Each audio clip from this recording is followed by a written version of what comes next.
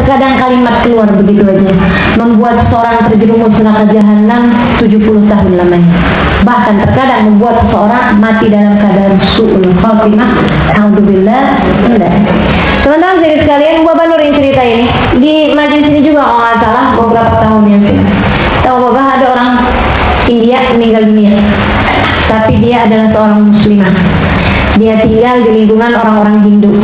Ingat kan ceritanya ya? Dah nggak apa-apa. Yang ingat-ingat alhamdulillah diingetin lagi. Yang nggak ingat atau yang mungkin belum pernah dengar, nah itu silakan didengarkan dengan baik. Teman-teman sekalian, dia kemudian masuk Islam, tapi lingkungannya dia semua Hindu nih. Jadi akhirnya saat dia mau meninggal dunia, dia kemudian kena kanker, jadi dia harus dirawat di rumah sakit. Kankernya udah akut, udah stadium 4, dan dokter bilang kayaknya umurnya gak lama. Jadi dia kemudian bilang sama keluarganya, mohon maaf, saya boleh nggak sih ketemu sama Fulan bin Fulan. Ada satu-satunya orang Arab di negeri situ, asalnya dari negeri Arab, dari Saudi Arabia atau mana gitu, yang kemudian datang untuk tinggal di kampung mereka, berdagang dan seterusnya. Akhirnya kemudian orang-orang tuh nganggapnya, oh dia nggak pernah kawin, mungkin naksir diem-diem kali sama si laki-laki Arab itu. Jadi sama mereka sebagai wasiatnya orang mau mati kan, akhirnya dikasih gitu. Datanglah si laki-laki Arab itu, dia nggak paham-paham, nggak tahu apa-apa, pokoknya ada perempuan di kampung dia sakit, di rumah sakit, dia diminta datang ke sana. Ya sebagai bagusnya pergaulan, dia pun mau juga datang ke sana. Akhirnya kemudian si orang sakit itu bilang, boleh nggak semuanya keluar, saya mau menyampaikan sesuatu yang sangat penting sama laki-laki Arab itu. Semuanya ikutan, semua keluar. Dia kemudian berduaan sama laki-laki Arab ini. Dia bilang, Pak, saya mau ngasih tahu sama Bapak satu rahasia. Saya ini sebenarnya udah masuk Islam, tapi saya kan nggak bisa ngasih tahu ini kepada semua orang. Secara mereka semuanya orang-orang non-Muslim, Hindu, sehingga kalau kemudian mereka tahu agama saya akan diperlakukan dengan sangat keji sama mereka. Saya cuma pesan sama kamu, tolong nanti kalau saya meninggal dunia, tandai kubur saya. Tandai kubur saya, nanti malam-malam saya izinkan kamu untuk mandikan saya, kafanin saya, kuburkan saya, sholatin sebelumnya, sebelum dikuburkan, sholatin saya, kemudian kuburkan saya. Saya nggak ngerti lagi mau pesan sama siapa, tapi saya ingin sekali jenazah saya diperlakukan sebagai jenazahnya orang Islam. Saya sudah minta sama keluarga saya untuk tidak membakar jenazah saya. Alasan saya agar tidak merepotkan mereka, karena bakar kan juga butuh biaya sama saya. Akhirnya dibilang, iya oke lah, bismillah, insyaallah saya akan jalankan. Dan tolong simpen rahasia ini bahwa saya Islam ini dari siapapun. Dia bilang baik. Akhirnya dia pun kemudian meninggal langsung dikuburkan. Oh dia inget-inget tuh, dikuburin, ditandai nama dia, pohon tiga jenazah di bawah pohon itu sekian. Lalu dia inget itu. Malam harinya dia bawa ke Roma, pergi ke kuburan itu, dia gali kuburannya.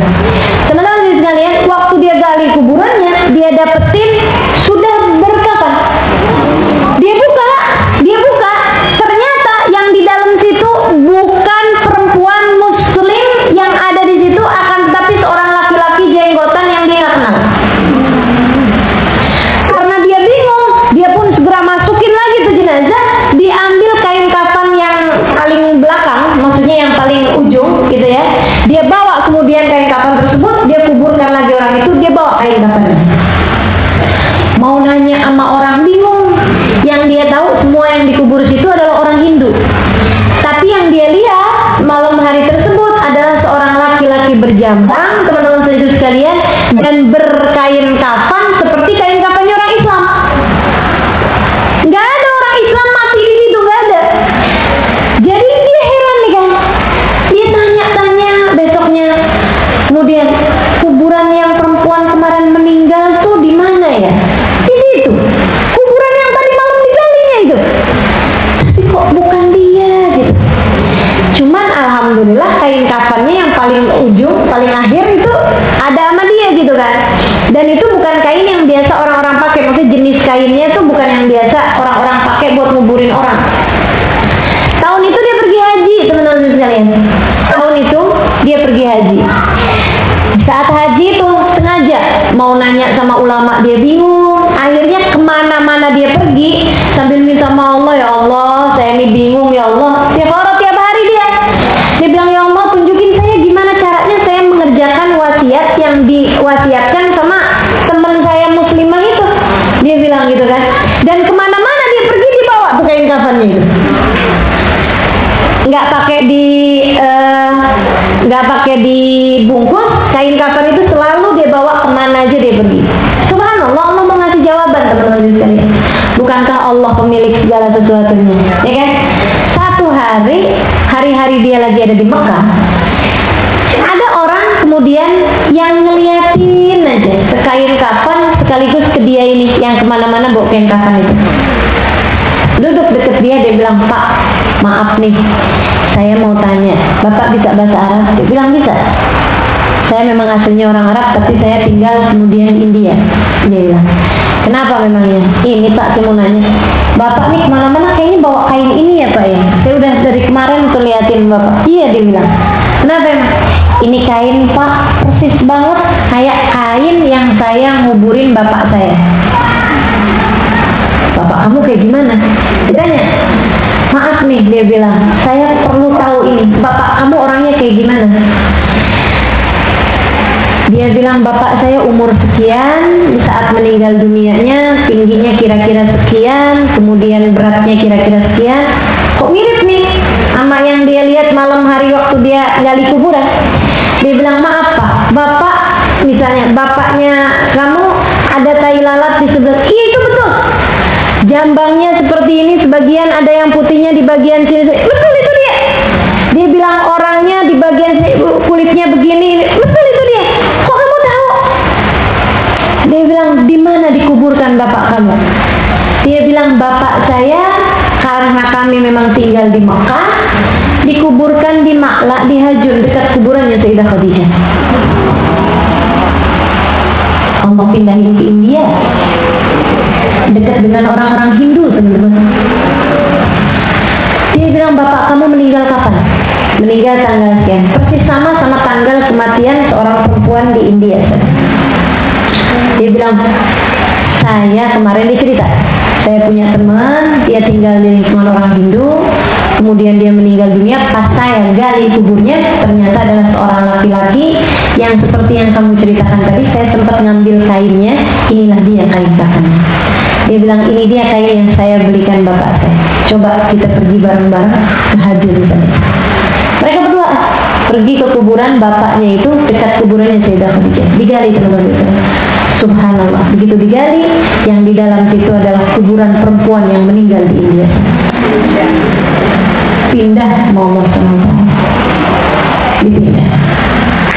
Akhirnya kemudian, wah, girang. Yang girang siapa? Si orang laki-laki itu. Alhamdulillah, saya bisa jalanin wasiat teman saya nih. Ya Allah, makasih ya Allah, saya bisa jalanin wasiat teman saya. Akhirnya teman-teman saya sekalian, si jenazahnya itu dikeluarin. Dia tahu jenazahnya ini belum dimandikan, belum dikafani, belum disolati, dan kemudian dikuburkan di tempat yang sama kan gitu ya. Akhirnya kemudian ditaruhkan itu, dia kemudian ditaruh di masjid situ kan, di bawah masjid tuh, Masjid Al-Haram, memang ada tempatnya buat mandiin, jadi dia pun dimandikan pakai air zam-zam, dibelikan kain kafan dari Mekah, kemudian disolati di Masjidil Haram, kemudian habis gitu dikuburkan di dekat kuburannya Sayyidah Khadijah binti Khuwailid, perempuan paling solehah yang pernah ada.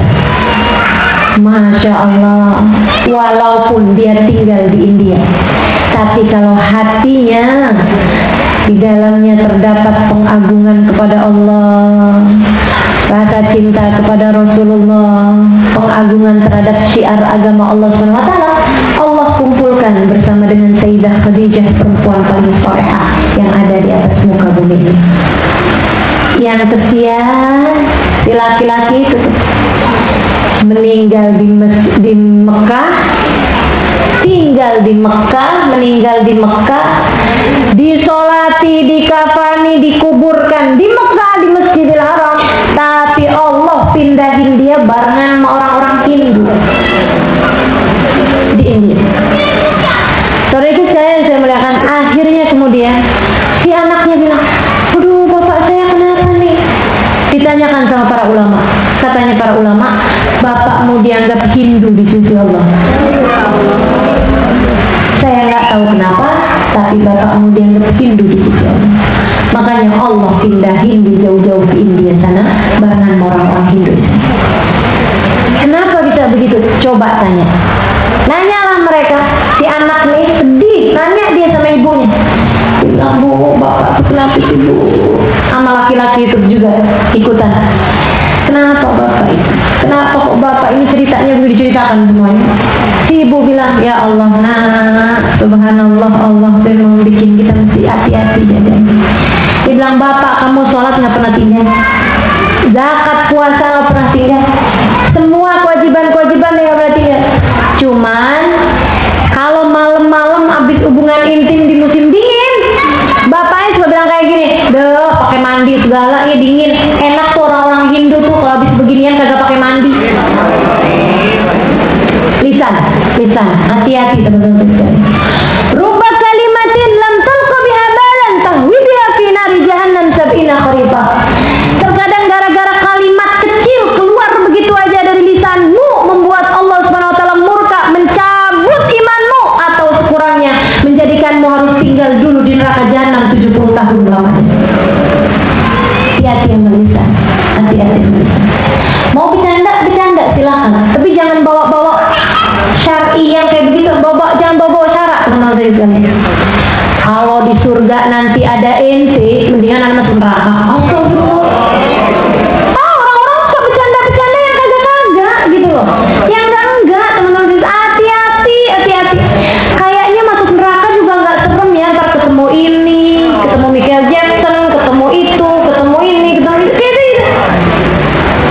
Kayaknya nggak apa-apa ya masuk neraka, ntar ketemu Marilyn Monroe, ntar ketemu ini, ya Allah. Hati-hati teman-teman. Bercanda silakan aja, gitu kan ya. Tapi jangan pernah bawa hal-hal yang model begitu ya. Ini bisa masuk rubba kalimatin lam talqa biha balan tahwi biha fi nari jahannam sab'ina kharifah. Terkadang kalimat keluar begitu aja dari lisanmu, kamu tidak tahu, membuat Allah Subhanahu wa taala murka kepadamu sampai mencabut keimanan di dalam hatimu tersebut, atau membuat seseorang terjerumus neraka jahanam 70 tahun. Tenang teman-teman.